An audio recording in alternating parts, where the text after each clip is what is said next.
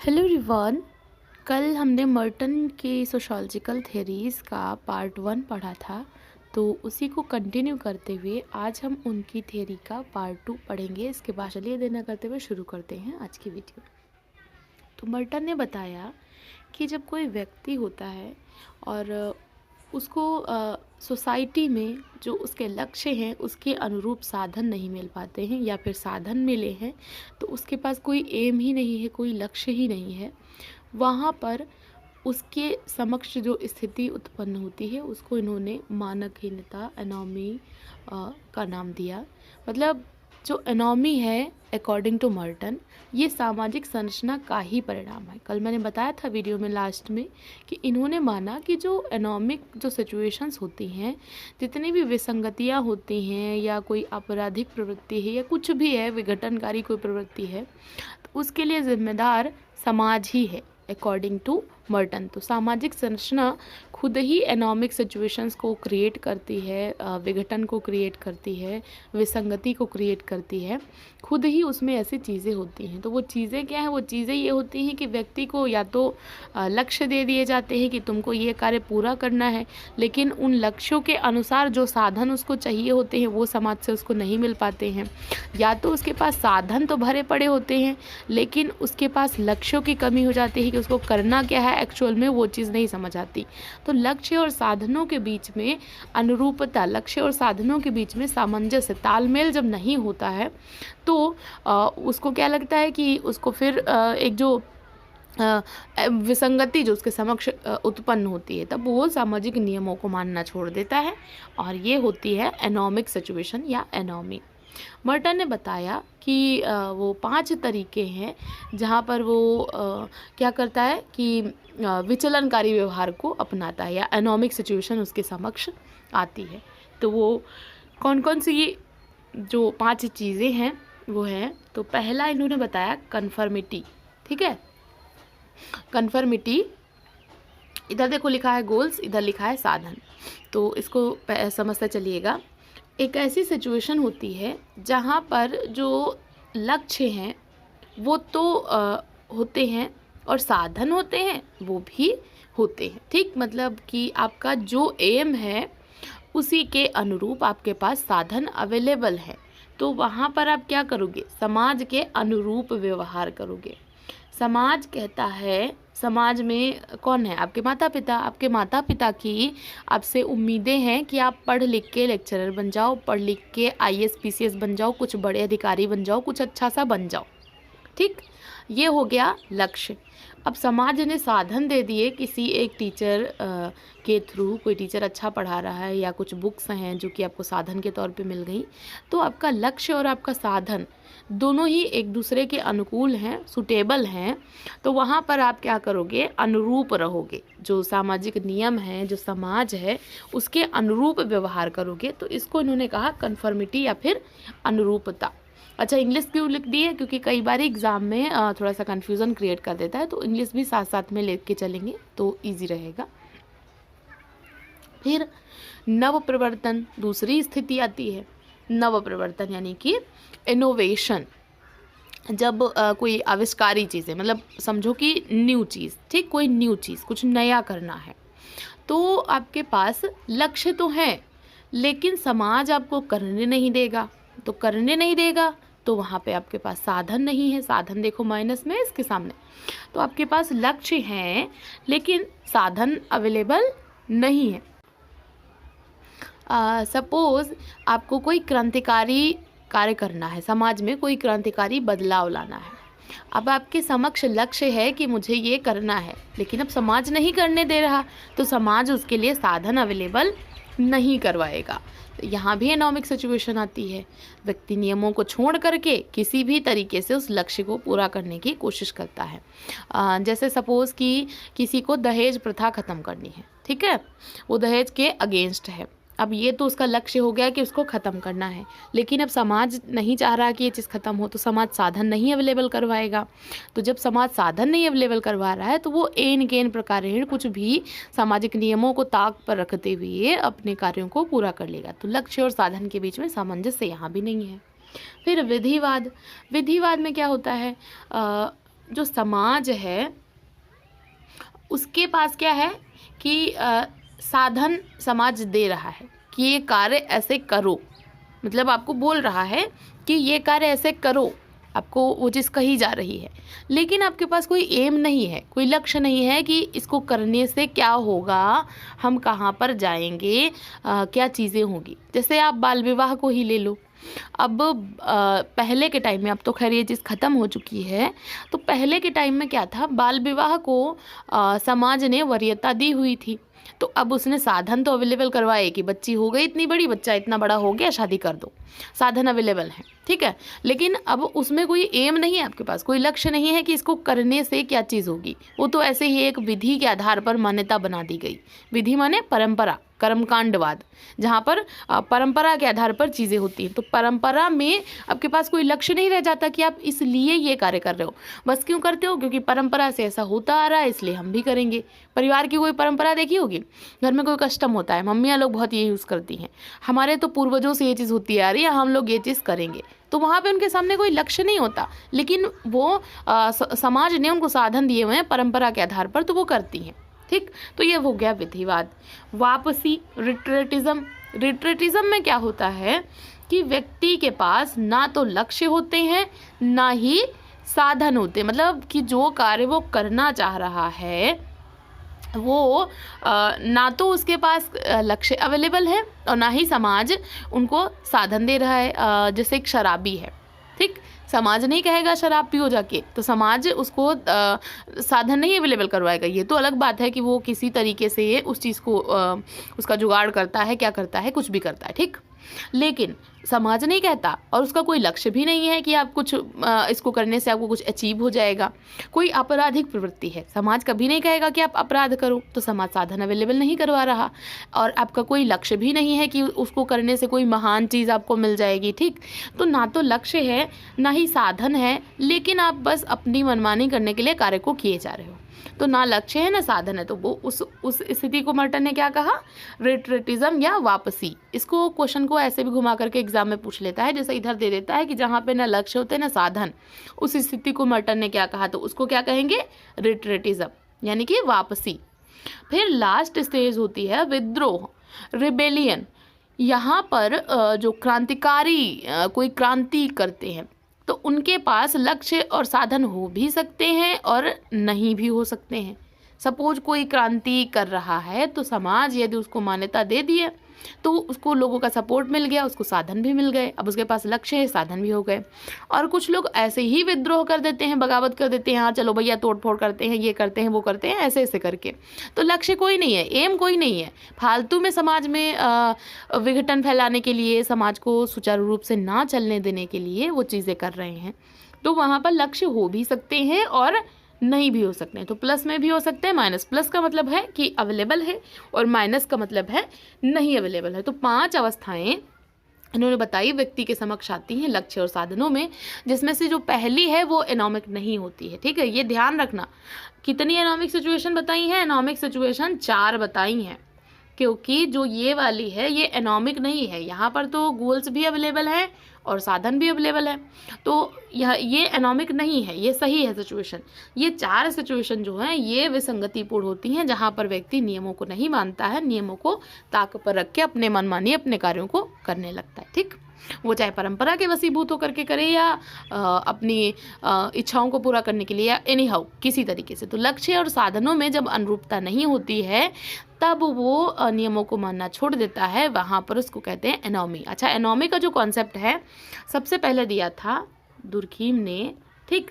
लेकिन दुर्खीम और मर्टन में बहुत एक छोटा सा डिफरेंस है कि दुर्खीम बताते हैं कि जब आवश्यकताओं के अनुरूप आपकी आवश्यकताएं मतलब पूरी नहीं हो पाती समाज में, मतलब इन्होंने आवश्यकताओं से जोड़ दिया एनॉमी को, कि जब व्यक्ति की आवश्यकताएं पूरी नहीं हो पाती समाज में तब वो नियमों को मानना छोड़ देता है। लेकिन मर्टन ने उसी चीज़ को कह दिया कि जब व्यक्ति के लक्ष्य और साधनों में अनुरूपता नहीं होती है तब वो नियमों को मानना छोड़ देता है। तो बहुत बेसिक सा डिफरेंस है, ज़्यादा नहीं, बाकी चीज़ें दोनों ने वही बताई हैं। इसके बाद इनको बोला जाता है स्टेन थ्योरी से भी ये संबंधित रहे हैं। ये जो ऊपर का जो आपने पढ़ा इसको स्टेन थ्योरी भी कहते हैं, कई बार ही पूछ लेता है। ये जो ऊपर का जो अभी मैंने बताया इसको बोलते हैं। तो ये आई थी 1938 में, ठीक है, स्टेन थ्योरी। और इसमें कितने बताए थे, कितने प्रकार बताए थे? 4, ठीक। हिप्पी कल्चर की बात इन्होंने करी है मर्टन ने। हिप्पी कल्चर, हिप्पी कल्चर क्या होता है? कोई एक ऐसी संस्कृति जो मेन संस्कृति है उसके थोड़ा सा अलग, थोड़ा सा उससे हट करके बिहेवियर करने लगे, तो उसको इन्होंने बोला कि ये हिप्पी कल्चर है। मेन कल्चर है उसके थोड़ा सा अगेंस्ट, उसके थोड़ा सा हट करके लोग बिहेवियर करने लगे, तो वो आ जाएगा हिप्पी कल्चर में, ठीक है। जैसे कि आपका जो उप संस्कृति एक जो होता है वो भी हिप्पी कल्चर के अंतर्गत ही आता है। तो ये चीज़ मर्टन ने दी थी। और इसी चीज़ को इंडिया में किसने अप्लाई किया था ये आपको बताना है। ये मैं पढ़ा चुकी हूँ इसीलिए पूछ रही हूँ। ये आपको बताना है कि इंडिया में जो हिप्पी कल्चर है उसको किसने अप्लाई किया। सॉरी, मैं नाम लिखने जा रही थी। नेक्स्ट है कि इन्होंने किस जनजाति का अध्ययन किया, तो इन्होंने होपी जनजाति का अध्ययन किया। होपी जनजाति जो थी वहाँ का इन्होंने अध्ययन किया था। इसके बाद अब बात करते हैं इनका जो प्रकारवाद है। प्रकारवाद को इससे कल हमने पढ़ा था लेकिन कुछ थोड़ा सा रह गया था। तो इन्होंने जो मेलिनोव्स्की का सार्वभौमिक प्रकारवाद था उसको नकारा। तो उसको नकारने के बाद इन्होंने कहा कि ज़रूरी नहीं है कि कोई जो इकाई है वो प्रकार्यात्मक हो, वो दुष्प्रकारवादी भी हो सकती है। और ये भी हो सकता है कि कोई इकाई का कार्य कोई दूसरी इकाई करने लगे। मतलब ज़रूरी नहीं है कि जो निर्धारित कार्य है उस इकाई का वो इकाई वही कार्य करे, उसके विकल्प के तौर पर भी कोई कार्य कर सकता है। जैसे पहले का क्या था, परिवार, संयुक्त परिवार होते थे। संयुक्त परिवार में व्यक्ति की जितनी आर्थिक आवश्यकताएं होती थी, सांस्कृतिक आवश्यकताएं होती थी, उसको जो राजनीतिक समाजीकरण दिया जाता था, और सामाजिक तो होता ही था, तो सारी आवश्यकताएं परिवार पूरा करता था, ठीक है। शैक्षिक जो बेसिक जो एजुकेशन मिलती थी वो भी बच्चे को बड़े बुजुर्गों से, अपनी माँ से, माता पिता से, बड़े भाई बहनों से थोड़ा बहुत चीज़ें घर पे सिखाई जाती थी। तो परिवार ये सारी चीज़ें करता था। अभी क्या है, परिवार के विकल्प के तौर पर बहुत सारी द्वितीयक संस्थाएं आ गई हैं। जैसे स्कूल आ गया, अब शिक्षण संस्थाएं वही चीज़ें सिखाती हैं बच्चे को। प्ले स्कूल सुना होगा आप लोगों ने, छोटे बच्चे को जो खेलने वाला स्कूल जिसमें भेजा जाता है। पहले के टाइम में ये चीज़ नहीं थी। पहले के टाइम में ये चीज़ वो करता था, परिवार ही करता था। अभी उसके विकल्प के तौर पर चीज़ें आ गई हैं। और बहुत सारी ऐसी चीज़ें हैं जिनके विकल्प के तौर पर अदर विकल्प आ गए हैं। अब एक विकल्प है विवाह रूपी संस्था का। कुछ लोग, वैसे अपने इंडिया में ये चीज़ अभी मान्य नहीं है और होनी भी नहीं चाहिए, बट थोड़ा सा अपना जो कल्चर है वो पारंपरिक है और काफ़ी अच्छा कल्चर है, मैं इस चीज़ को मानती हूँ। बट अभी विवाह के तौर पर लिव इन रिलेशनशिप का चलन है जो कि विदेशों में बहुत ज़्यादा प्रचलित है। तो इसमें भी एक तरीके से आप विवाह की संस्था का विकल्प कह सकते हो। तो मर्टन ने कहा कि ज़रूरी नहीं है कि किसी इकाई का जो निर्धारित कार्य है वो वही इकाई करे, कोई दूसरा भी उसके विकल्प के तौर पर वो कार्य कर सकता है, ठीक है। जैसे कि आपका जो डिसाइडेड कार्य है वो कोई दूसरा करने लगे, तो इसी तरीके से समाज में जो निर्धारित इकाइयां हैं उनका कार्य कोई दूसरी इकाई विकल्प के तौर पर करने लगती है। मतलब एक इकाई का विकल्प उपलब्ध होना। तो इन्होंने कहा कि समाज में जितनी भी इकाइयां हैं उनके प्रकार्यात्मक विकल्प उपलब्ध होते हैं, उनके प्रकार्यात्मक ऑप्शंस होते हैं, उनका कोई कार्य दूसरा भी कर सकता है, ठीक है। ये चीज़ इन्होंने प्रकार्यात्मक विकल्पों में बताई। तो जब ये बात कर रहे थे प्रकार्यात्मक विकल्पों की, तो वहाँ पर इन्होंने 11 सूत्रीय पैराडाइम दिया। ये क्वेश्चन पूछता है कितने सूत्रीय पैराडाइम दिया, तो 11 सूत्रीय पैराडाइम दिया था और 26 मदें इन्होंने बताई थी, ठीक। ये ऐसे ही वन लाइनर है, ज़्यादा इसमें डेप्थ में नहीं पूछता, तो लिख लीजिएगा ऐसे ही वन लाइनर के तौर पे। अगला कॉन्सेप्ट है इनका स्वतः साधक भविष्योक्ति। क्या होता है ये? अक्सर आपने जैसे सुना होगा कि सपोज़ मैं आपको बोल दूँ कि आप इस बार देखना आपका सिलेक्शन हो जाएगा। आपने मेहनत करी, आपके मन में वो कहीं ना कहीं था कि मैम ने बोला है और मेरा हो जाएगा।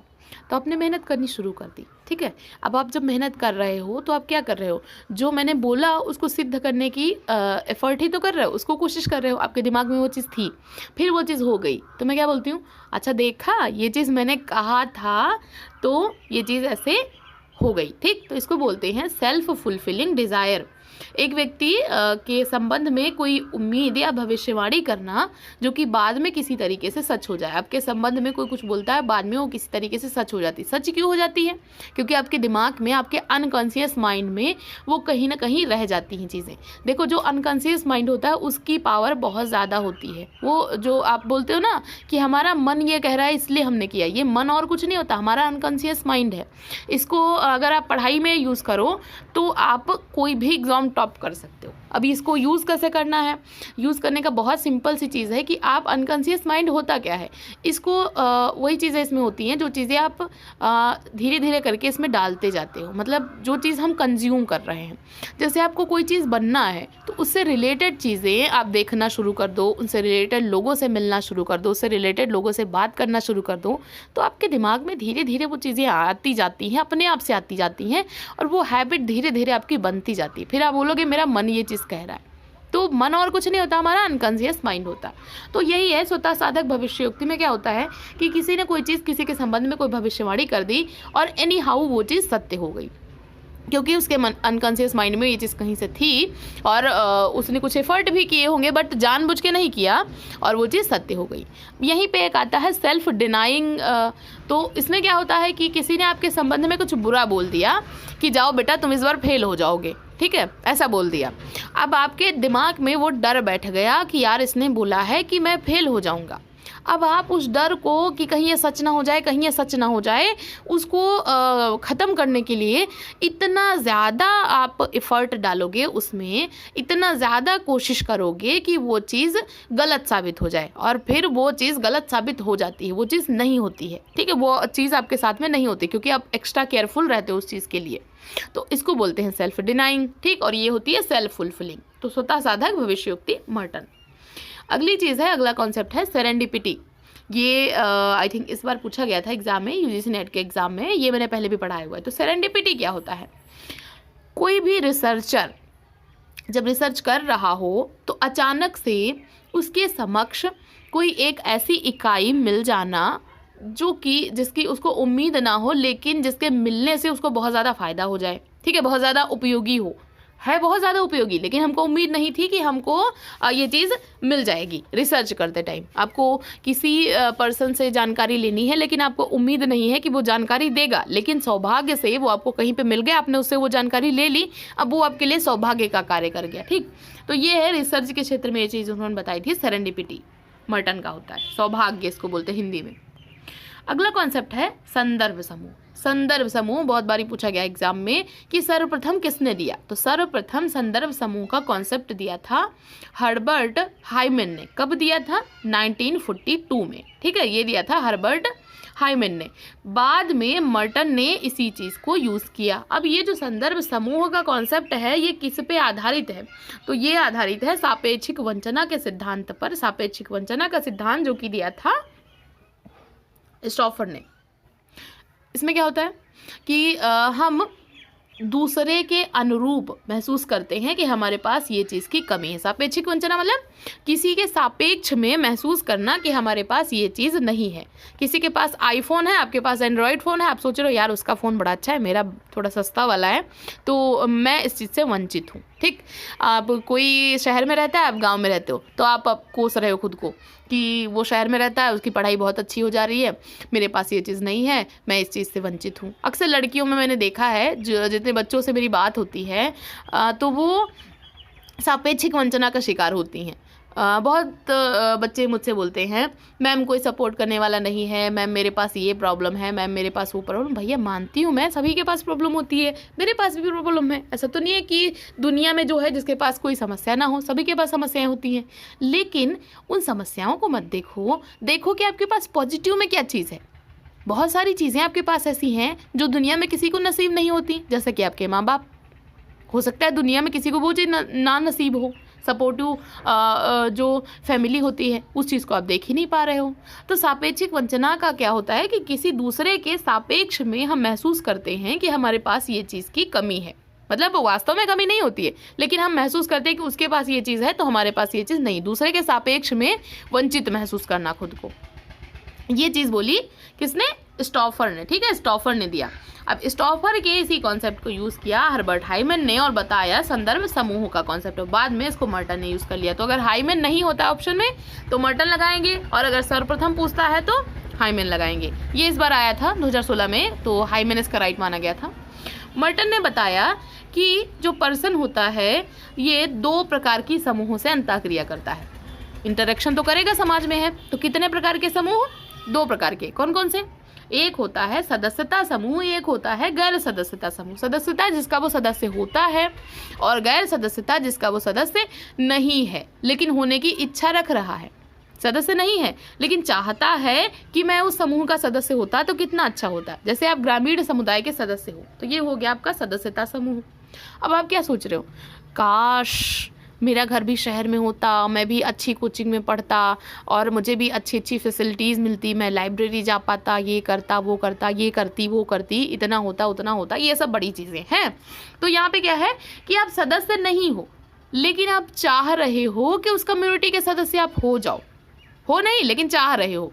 तो कोई ऐसा समूह, संदर्भ समूह वो होता है जिसके हम सदस्य होते नहीं हैं लेकिन चूंकि हमें वो अच्छा लग रहा है तो हम उसके होने की इच्छा रखते हैं कि हम उस समूह के सदस्य होते, और फिर हम धीरे धीरे क्रियाएं भी उसी को ध्यान में रखते हुए करने लगते हैं। जैसे कुछ लोगों को जो पश्चिमी देश होते हैं, जो वेस्टर्न कल्चर होता है वो बड़ा अच्छा लगता है, इंडियन कल्चर उतना अच्छा नहीं लगता है।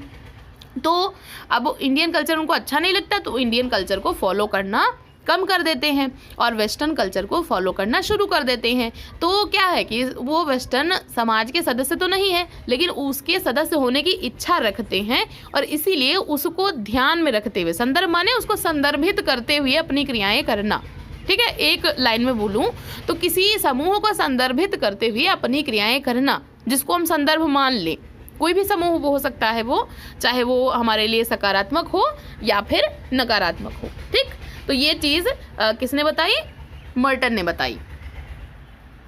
अगला है संदर्भ व्यक्ति। ये भी मर्टन ने ही दिया है। जैसे संदर्भ समूह होता है उसी तरीके से कोई संदर्भ व्यक्ति भी हो सकता है। इसका दूसरा नाम भी है भूमिका आदर्श या फिर रोल मॉडल।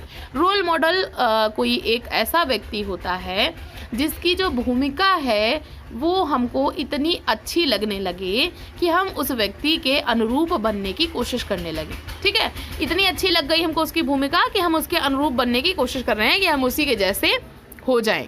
जैसे कोई टीचर है आपका, बहुत फेवरेट है टीचर, अब आपको उसकी टीचिंग स्टाइल बहुत अच्छी लगती है कि वो बहुत अच्छा पढ़ाता है, तो आप कोशिश करते हो कि मैं भी जब टीचर बनूं तो इसके जैसे ही बन जाऊं, तो वो हो जाता है आपका रोल मॉडल।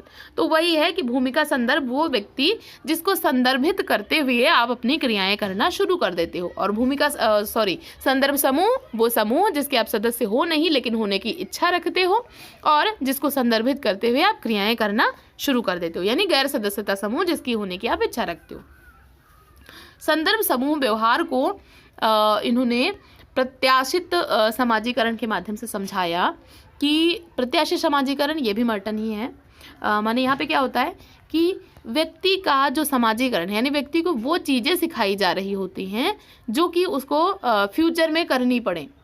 हम लड़कियों के साथ में ये चीज़ बड़ी होती है, घर पे मम्मियाँ बहुत सिखाती हैं, बेटा खाना बनाना सीख लो, ससुराल में ये चीज़ होगी, ऐसे होगा ऐसे होगा, ये चीज़ बहुत ज़्यादा रहती है। सभी के घर पे ऑलमोस्ट होता होगा, सबकी मम्मियाँ थोड़ा बहुत सिखाई होंगी। तो प्रत्याशित समाजीकरण मतलब कि हम अभी गए भी नहीं है, शादी हुई नहीं है, लेकिन पहले से ही सिखाया जा रहा है कि हाँ बेटा ये चीज़ें सीख लो।